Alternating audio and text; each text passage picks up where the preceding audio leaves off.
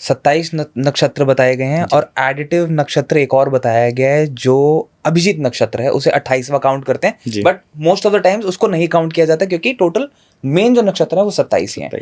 उनको आगे further divide किया जाता है 108 पदों में। तो कौन से ऐसे नक्षत्र हैं जो कि करियर पॉइंट ऑफ व्यू से रास्ता दिखाते हैं, कहते हैं कि ये नक्षत्र अगर हैं आपके जीवन में तो आपका करियर बहुत ही अच्छा होने वाला है?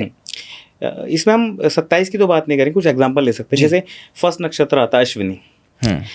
अश्विनी नक्षत्र मतलब उसमें एक नेम आ गया अश्व, हॉर्स, मतलब कि वो एक्टिव बहुत होते हैं। ठीक है, तो एक्टिव हो गए तो एरीज साइन से आता है लगन लॉर्ड। अब अगर ये लोग स्पोर्ट्स में ज़्यादा करें या यूनिफॉर्म जॉब्स में जाते हैं तो उसमें ज़्यादा एक्टिव, ये इनकी ना वॉकिंग बड़ी फास्ट होती है। अगर ये घर में भी कुछ काम कर रहे हैं, ओके, आप बात करते करते आप डिसाइड नहीं कर पाओगे कब वो काम निपट गया, विदाउट साउंड।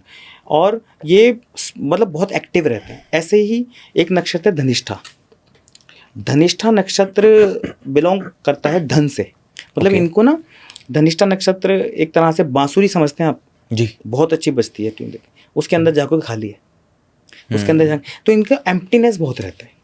ओके, तो एम्प्टीनेस की वजह से ये लोग हमेशा ना लग्जरी के पीछे भागते हैं। मतलब इनको रहता है कि मैं अपनी लाइफ में ना इतना लग्जरी गैदर कर लूँ जिससे मेरा एम्प्टीनेस कवर हो जाए, लेकिन वो कभी होता नहीं है। लेकिन इसमें इसकी ब्लेसिंग ये है इसके साथ कि ये ओल्ड एज में जवान हो जाते हैं। धनिष्ठा नक्षत्र 99% क्या होता है, जैसे 50s पार करते हैं ये हल्का सा ध्यान देते हैं, इनको 10 गुना रिटर्न मिलता है। वाह, ये इनको डिजीज़ वगैरह सब गायब हो जाती हैं, ये यंग होने लगते हैं आउटलुक से बहुत। और ये लाइफ लॉन्ग ना मतलब कुछ ना कुछ कर, रिटायर नहीं होते कभी, कुछ ना कुछ करते हैं, एक्टिव बहुत होते हैं। राक्षस गण होता है बहुत एक्टिव होते हैं। तो ऐसे हर नक्षत्र अलग है। अब हम आर्द्रा नक्षत्र ले लें। आर्द्रा नक्षत्र में क्या होता है कि शतभिषा भी राहु के अंदर है, आर्द्रा भी राहु के अंदर है, लेकिन आर्द्रा वाले थोड़ा सा गुस्सा ज़्यादा करते हैं। लेकिन आर्द्रा के साथ ही ब्लेसिंग है, ये अगर टीचिंग करने उतर गए किसी भी फील्ड में वट, एक मेरे नोन टू हैं, उनका अपना जिम है। Okay, even you can't believe कि अगर वो कुछ सप्लीमेंट रिटर्न करके दे दें किसी को, वो बेनिफिट हो जाता है। वाह, और नेचुरली वो बाय हार्ट बहुत हेल्प करते हैं लोगों की। तो मैं वही कह रहा हूँ, नक्षत्र से ट्रेट्स आते हैं हमारे अंदर, सबसे पहली प्रिडिक्शन ही नक्षत्र से आती है। वाह, चार्ट बाद में है, क्योंकि जब मैं कंसल्ट करता हूँ, मैंने अपना जो भी कंसल्टिंग स्टाइल है मेरा डिफरेंट है, सबसे डिफरेंट इन द सेंस मैंने बहुत लर्न किया लोगों की। मैंने भी एक टाइम पे कंसल्ट किया है जी।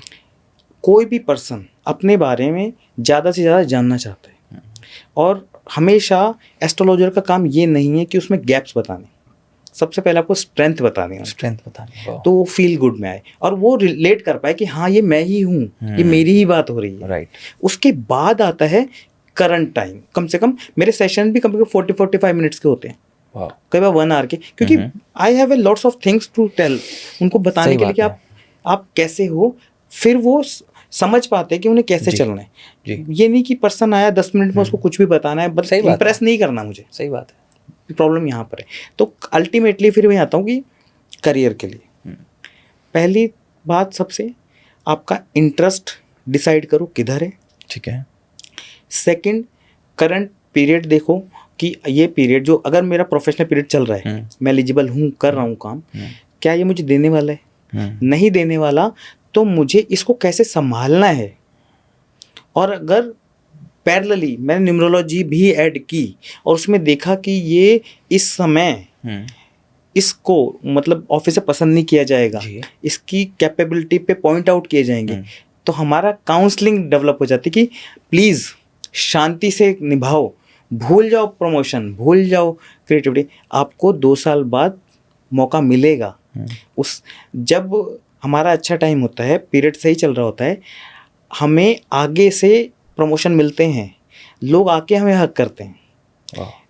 न्यूमरोलॉजी में अगर एस्ट्रोलॉजिकल मेरा 7th हाउस और 2nd हाउस के लॉर्ड को मारक बोलते हैं ट्रेडिशनली।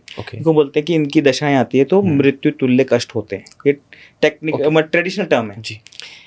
अगर इसको इजी किया जाए तो अगर मैंने देखा मेरा लगन लॉर्ड है सन, लियो असेंडेंट हूँ मैं जी, और मेरा 4th हाउस में सन है, तो मुझे बहुत लोगों ने बोला प्रॉपर्टी का काम करो, but I am not doing not doing, कोई मैटर ही नहीं है। Right. हाँ, उसका ये फ़ायदा है कि मुझे मेरा सबसे ज़्यादा मन मेरा घर में लगता है, मेरी मम्मा के पास, मैं घर में खूब स्पेंड कर सकता हूँ। सेकेंड थिंग क्या है कि मेरी महादशा चल रही है शनि की, जी। जो मारक होते हैं। मैंने शनि की महादशा में सबसे ज़्यादा पढ़ाई की है, तो इसलिए ट्रेडिशनली कुछ नहीं चलेगा। बी क्लियर, हमें एनालाइज करना पड़ेगा और लोगों Right. को पढ़ना पड़ेगा। हम एक एज में कम से कम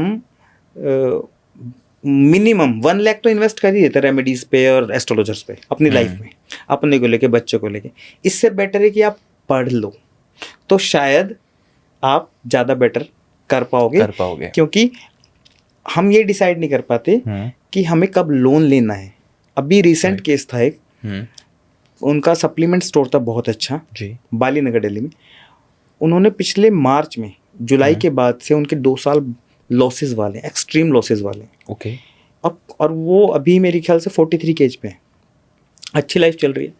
मार्च में उन्होंने लोन ले लिया। अब ये सोचने वाली बात है कि अगर आगे डार्क आ रहा है तो वो आपसे परफॉर्म करवाएगा। उसकी डिमांड है कि लाओ पैसा दो, तो आप पहले से पैसा अरेंज करोगे लाओ देने के लिए। उन्होंने लोन लिया। अब लोन लेने के बाद जो बढ़ना चाहिए था, क्योंकि कॉन्फिडेंस है पर्सन को करंट पीरियड, वो जैसे वो टाइम स्टार्ट हुआ जी, उनकी सेल खत्म हो गई है, इंस्टॉलमेंट जाना दूभर हो गई हैं। फिर हम भागते हैं एस्ट्रोलॉजर्स के पास। इसलिए हमेशा पहले जाइए तो बेटर है।